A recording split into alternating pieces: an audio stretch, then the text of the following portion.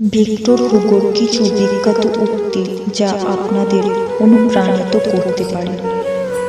সঙ্গীত এমন কিছু প্রকাশ করে যা বলা যায় এবং যার উপর নীরব থাকা অসম্ভব। উচ্চ শ্রেণীর মানবতার চেয়ে নিম্ন শ্রেণীর মধ্যে সর্বদাই বেশি দুঃখ থাকে।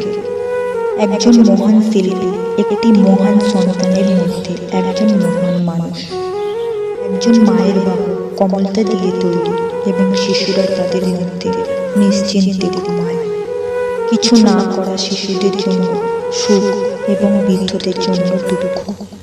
40 হলো যৌবনের বার্ধক্য, 50 হলো বার্ধক্যের যৌবন। অনুগ্রহ কুচকে যায়, তখন এটি আরোধ হয়। সুখী বার্ধক্যে একটি অকথ্য ভোর হয়। একটি ফুল ডালে থাকা পাখির মতো হও যে সে তার নিচে এমন অনুভব করে, তবুও সে তার ডানা আছে জেনেও একইভাবে গান গায়। এমনকি অন্ধকার রাতও শেষ হবে এবং সূর্য উঠবে। আশা হলো সেই সত্য যা ঈশ্বর প্রত্যেক মানুষের কপালে লিখে রেখেছেন। ভবিষ্যতের বেশ কিছু নাম আছে। দুর্বলদের জন্য এটা অসম্ভব, মূর্খদের জন্য এটা অজানা, কিন্তু বীরদের জন্য এটা আদর্শ। একটি সেনাবাহিনী দ্বারা আক্রমণের বিরুদ্ধে একটি গবেষণা করা যেতে পারে। একটি ধারণা দ্বারা আক্রমণের বিরুদ্ধে কোনো অবস্থান তৈরি করা যায় না। একটি বুদ্ধিমান জাহান্নাম একটি বোকা স্বর্গের চেয়ে ভালো হবে। যে স্কুলের দরজা খুলে যে বন্ধ করে দেবে।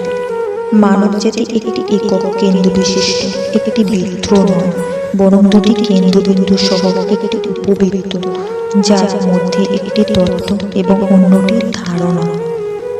একটি ধারণার চেয়ে শক্তিশালী আর কিছুই নেই যার সময় এসেছে। সৌন্দর্যকে ভালোবাসতে হলো আলোর দেখা। ভালোবাসার মহৎ কাজ তারাই করে যারা অভ্যাসগতভাবে ছোটখাটো দয়ার কাজ করে।